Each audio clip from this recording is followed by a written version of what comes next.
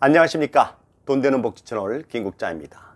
오늘은 2021년 건강보험료 인상, 은퇴 퇴직자 등 지역 가입자의 건강보험료를 줄일 수 있는 7가지 방법을 살펴보겠습니다. 2021년 직장 및 지역 가입자에 대한 건강보험료 인상이 확정됐습니다. 건강보험료는 2.89% 인상, 장기요양보험료는 12.4%가 인상됩니다. 직장 가입자는 보수월액의 2020년 6.67%에서 2021년에는 6.86%로 인상되는데요. 사업자와 본인이 절반씩인 3.43%를 각각 부담해야 합니다. 지역 가입자는 점수당 2020년 195원 80전에서 2021년에는 201원 50전으로 인상되는데요. 지역 가입자인 본인이 전액 부담해야 합니다. 장기요양 보험료는 건강보험료에 장기요양 보험료율을 곱하는데요. 2020년 10.25%에서 2021년엔 11.52%로 인상됐습니다. 퇴직 또는 은퇴자들은 건강보험료 부담을 호소하고 있습니다. 퇴사 후에 지역보험료가 직장보험료보다 적은 경우는 39%인 반면 퇴사 후에 지역보험료가 직장보험료보다 많은 경우는 61%입니다. 문제는 당장 소득이 없다는 것이죠. 퇴직 은퇴자 이외에 자영업자, 프리랜서, 강사 등과 같은 개인 사업자, 즉 모든 지역 가입자들은 이미 많은 부담을 느끼고 있죠. 우선 건강보험료 부과 대상 등을 알아보고 이어 건강보험료를 줄이는 방법을 살펴보겠습니다. 직장 가입자와 특히 지역 가입자의 건강보험료 부과 대상과 부과 체계 및 산정 기준 등을 정확히 파악해 본 후 이어 건강보험료 폭탄 피하는 방법, 즉 건강보험료를 줄일 수 있는 7가지 방법을 자세히 살펴보겠습니다. 건강보험료 가입자 유형 및 부과 기준입니다. 직장 가입자와 지역 가입자가 있죠. 직장 가입자는 소득을 부과 대상으로 사업자와 본인이 건보료를 절반씩 부담하는 반면 지역 가입자는 소득, 재산, 자동차를 부과 대상으로 본인이 건보료를 전액 부담해야 합니다. 피부양자는 직장 가입자에 의해 생계를 유지하는 자로서 부양요건, 소득요건, 재산요건을 모두 충족하는 분인데요. 참고로 피부양자 수는 2020년 2월 기준으로 1850만 명 수준이었습니다. 직장 가입자의 건보료 부과 대상 및 산정 기준입니다. 보수월액 기준과 소득월액 기준이 있는데요. 보수월액 기준은 직장에서 받은 연간 보수총액을 근무월수로 나눈 금액입니다. 보수에는 임금, 상여금, 각종 수당 등 유사 금품이 모두 해당되는데요. 비과세 소득과 일회성으로 지급하는 퇴직금은 건보료 부과 대상에서 제외됩니다. 보수월액의 보험료율은 6.86%로 사업자와 본인이 각각 3.43%씩 부담하고 있죠. 소득월액 기준은 직장에서 받는 보수 외의 소득 합계액에서 3,400만 원을 초과한 금액을 12개월로 나누고 소득의 종류에 따라 소득평가율을 곱한 금액입니다. 소득평가율은 이자소득, 배당소득, 기타소득, 사업소득은 100%를 적용하고 근로소득과 연금소득은 30%를 적용합니다. 결국 소득월액의 보험료율도 6.86%로 본인이 전액 부담해야 되겠죠. 보수월액 기준과 소득월액 기준을 다시 비교해 보겠습니다.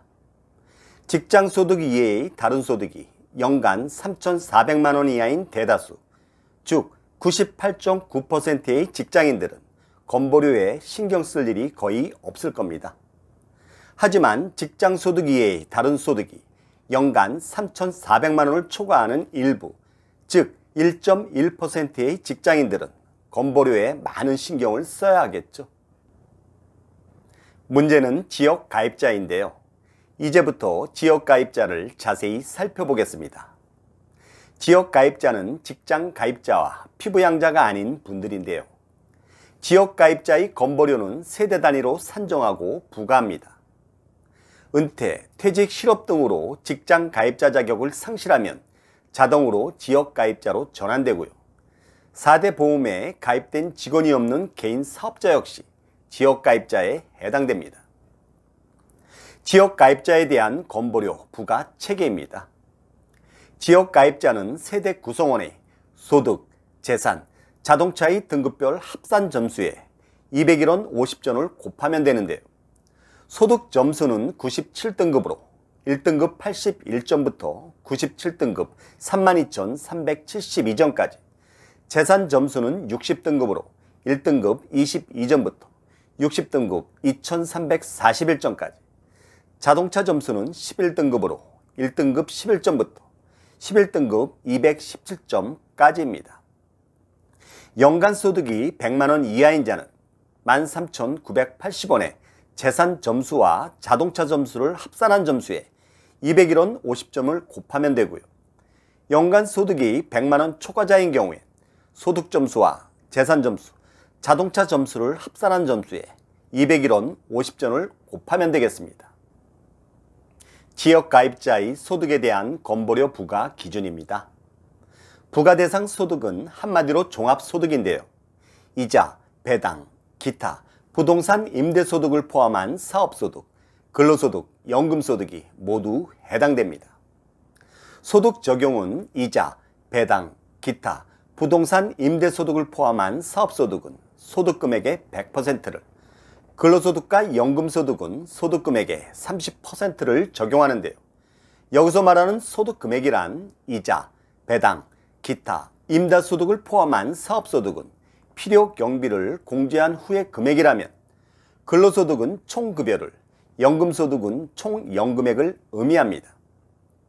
참고로 근로소득과 연금소득은 근로소득 공제 전 또는 연금소득 공제 전 총급여와 총연금액이고요. 연금소득에는 비과세 대상도 건보료 부과 대상입니다. 단 사적 연금소득은 건보료 부과 대상에서 제외됩니다. 지역가입자의 재산에 대한 건보료 부과 기준입니다. 부과 대상 재산은 토지, 주택, 건축물, 선박, 항공기, 임차 주택에 대한 전 월세 금액이고요. 재산 적용은 토지, 주택, 건축물, 선박, 항공기는 재산세 과세 표준을 100% 적용하고, 임차 주택에 대한 전월세 금액은 30%를 적용합니다. 재산세 과세 표준이란 토지는 개별 공시지가의 70%를, 주택은 개별 공시가격의 60%를, 아파트나 연립은 공동주택 공시가격의 60%를 적용합니다. 토지, 주택 등에 대한 재산세 과표 100% 적용과 임차 보증금에 대한 30% 적용 사례입니다.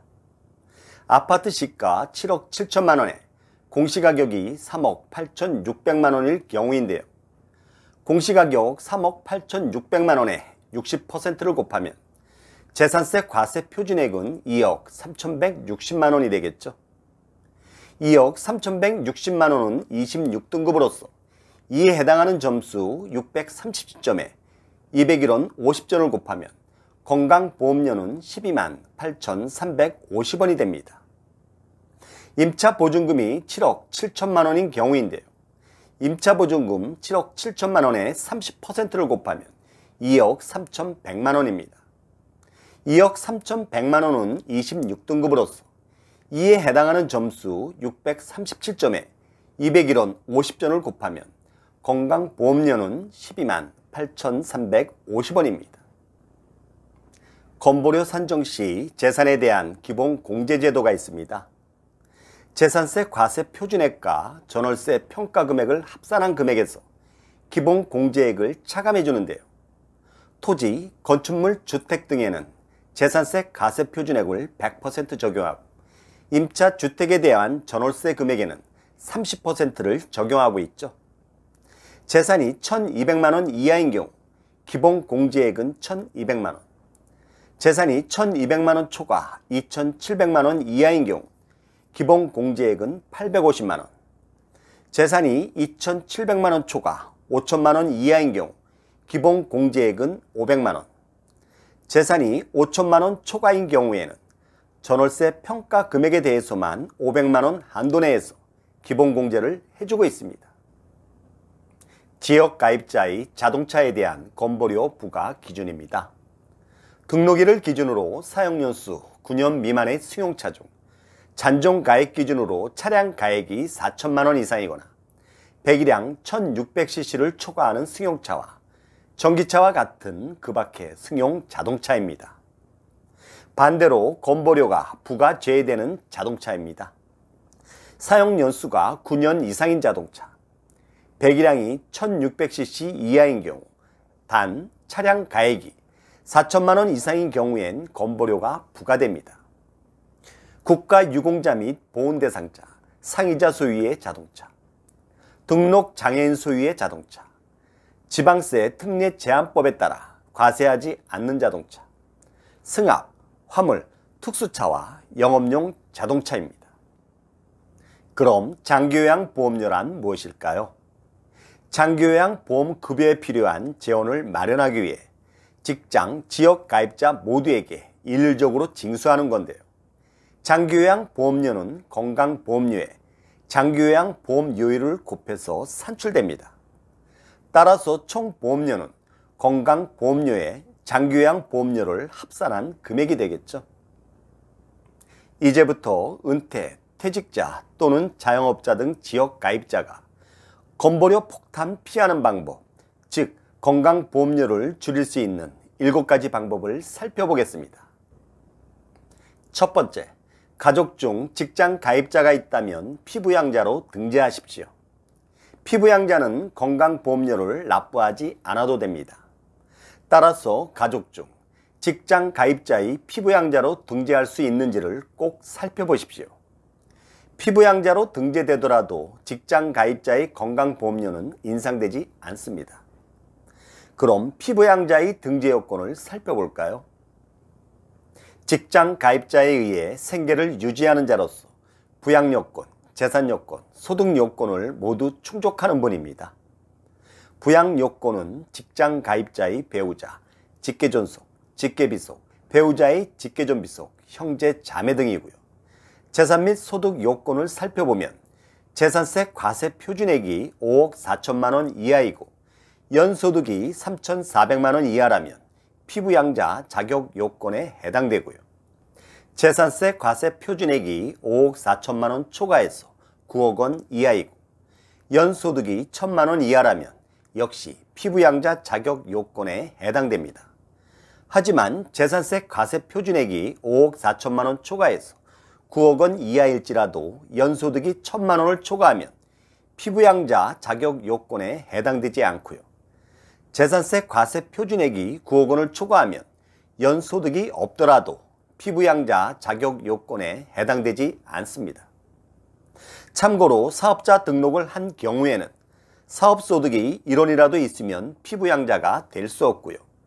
사업자 등록을 하지 않았더라도 사업소득이 500만 원을 초과하면 피부양자가 될 수 없습니다.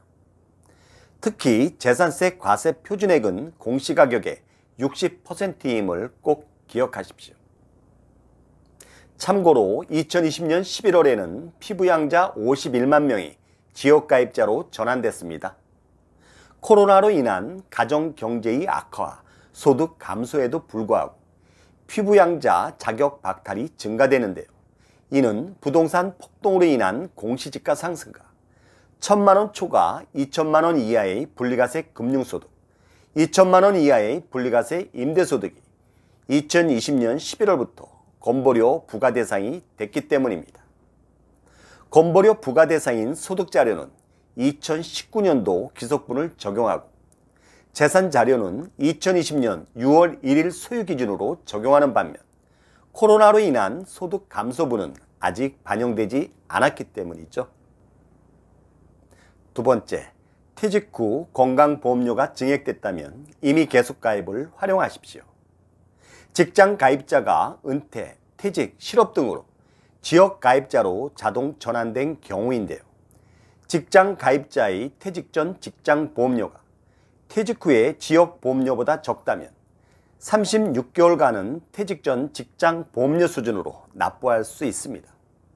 신청 자격은 퇴사 전 18개월 내에 12개월 이상 직장 가입자 자격을 유지한 분입니다. 신청 기한은 퇴사 후 지역 가입자 건강보험료 납부 기한으로부터 2개월 이내이고요.